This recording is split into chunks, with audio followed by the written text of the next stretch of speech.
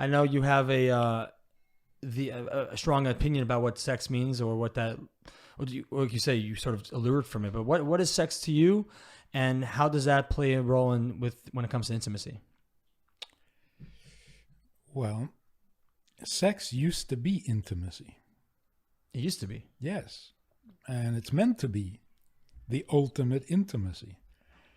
But I think since the 60s, we've stripped it of all, no pun intended, we stripped it of all intimacy, of all meaning, of all content, and it's empty and it's boring, and people are losing interest.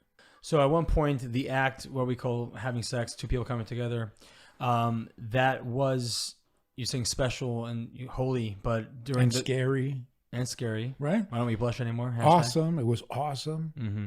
Now it's...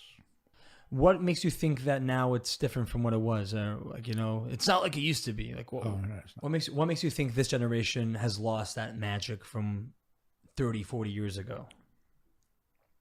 I think somebody wrote a book, or maybe it's just the title of a chapter in the book, but he said, I think it's a good observation. What do you mean safe sex? If it's safe, it's not sex. Right?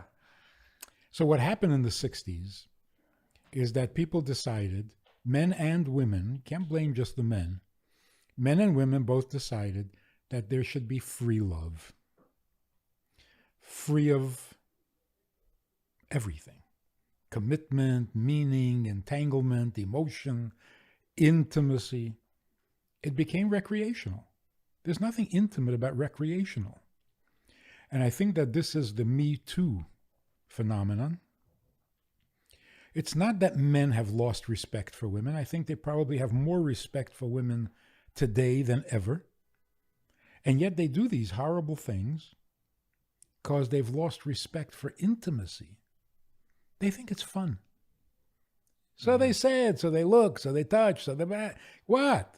Didn't we decide to relax about it? And now all of a sudden they say, you looked at me the wrong way? It's not special because it's not you. It's just a thing you do. That's where the intimacy disappears. It's not about me. It's not really about you. It's this thing that we do. I do love what you said about the example you bring about the grandmother, right? You never ask your grandmother, what do you guys do in the bedroom? And what would she say? Nothing. Nothing. Nothing. No thing. Things are inappropriate in an intimate relationship. Things are pornographic, right? Pornography means objectifying, introducing things where there should be just us. So when you have two people, people are not things, and when they merge with each other and remove all things that come between them, you have intimacy. But when sex becomes your thing, it's not intimate anymore. Mm-hmm. And is intimacy a product of love, or is intimacy connected with love? Is there a coalition between those two? It's much more powerful than love, because love can also be a thing. I can use this example. If a man says to a woman, I want to marry you for your money, is that offensive? She has money. Yeah, it's not her. She has money. Sure. I like money. Yeah, I have a few friends, who've played that card. It's a match made in heaven. Yeah, that's right. When you say, I want to marry you for your money, it's a thinly disguised insult. I just want the money. Now, in a perfect world, you would just give me the money. But nothing's perfect in this world, so I'm going to have to marry you for the money. But I don't want you. I just want the money. Okay? Why is love any different? I just want your love. I didn't ask for your opinion. Well, love is connected with the person themselves, isn't it? But it's a thing. You can have it or not have it. You can be better at it, more loving, less loving. I loved you yesterday. I don't love you today. It comes and goes. But the main thing is people marry for love. not for the person. Well, in the Orthodox world, right, where dating doesn't take place over a long period of time. So especially in that, how does one come to a place of love or any type of know-how of this person after a month, 2 months, or 3 months, and then get married? So you're saying that system is better in a way than spending more time? Much healthier. Look, marriage means I need another person in my life, not a clone of me. The whole point of marriage is I'm not enough. Let's look at it from a traditional. God said, "It is not good that man alone exists. I will create him a helpmate." So everybody's asking, all of a sudden it's not good. I thought it was good. The real question is, why did God have to say it? You created a man. Not enough? Create a woman. Go right at, you're on a roll, you know? Yeah. You created light and you created good. What do you have to say? I'm going to create a woman because it's not good for... What are you justifying? Do what you got to do. The Medrash says that when God said it is not good for man to be alone, he created that fact. Had he not said it, it would be perfect to be alone. So here's the really beautiful thing. When God said it is not good for man to be alone, he was talking about himself. Mic drop moment. Why am I creating a world? What do I need this for? The answer is, there's just me. Now, what's wrong with that? You're perfect, you're infinite, you're eternal, you're all-knowing, you're all-powerful. Hey, enjoy. Sure. Wasn't enough. Just me, no matter how perfect you are, just me, for a godly being, it's not enough. So by saying, in part of creation, it is not good for a human to be alone, he gave us a divine instinct. You're as perfect as you need to be, but there's just you. Not good. We're now discovering that the thing that people suffer from today that is really bad and really dangerous is loneliness. 100%. And when I noticed in marriage counseling that happily married couples, they got no complaints. It's a functional marriage. And yet you talk to them individually, they feel alone in the world. But you're married. Right. Where do you think where does that stem from your experience? Because the marriage is lacking intimacy. So they're not talking enough, they're not holding hands enough, they're not sharing, they're not being vulnerable with each other? They're doing all of that. Okay. So there's communication. But they're not merging. First of all, men want to remain men. They don't want to be husbands. Mm-hmm. It's embarrassing to be a husband. Men don't want to be husbands. Women don't want to be wives. Men and women married to each other is a disaster because men are not good for women and women are not good to men. They're better off without each other. But husband and wife are inseparable. You can't be a better husband without a wife. So if you don't become a husband and you don't become a wife, you're going to live side by side. You may enjoy many things together. Like the guy says, I love everything about my wife.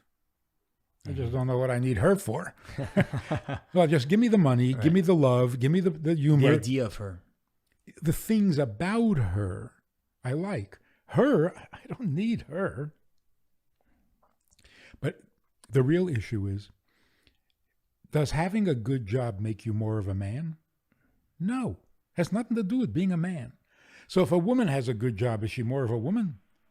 She's empowered as a woman? This is neutral. This is neither male nor female. So how do we empower women? How do we empower men? To be women and to be men, not to get a job which has nothing to do with gender.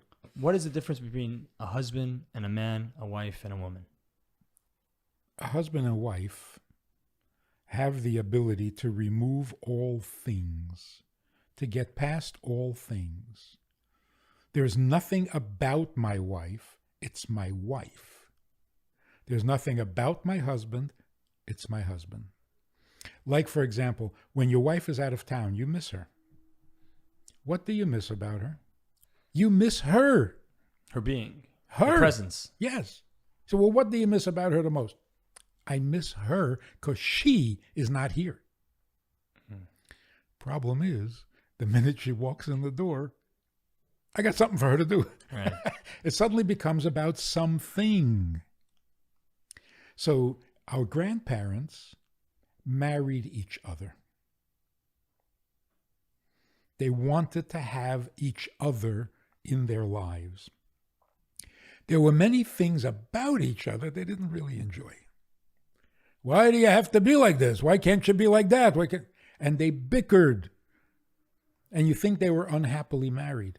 No, they were happily married to each other, not to things about each other. We're trying to do the opposite. I want to like everything about you. I just don't need you. Just give me the goodies and keep your opinion to yourself. So my first book, Doesn't Anyone Blush Anymore? Sure. It's published by Harper. They get to pick the title because that's money. Sure.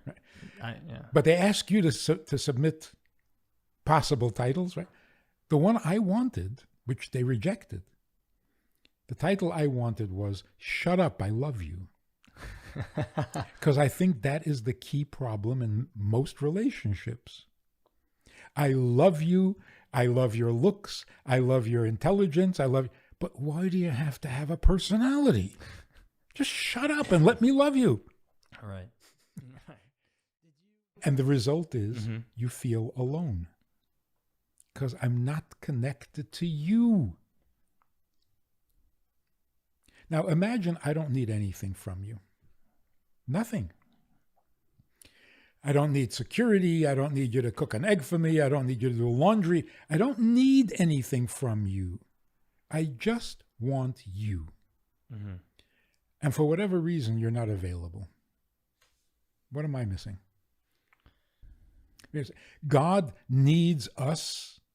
Well, but he's perfect. So needing us makes him imperfect?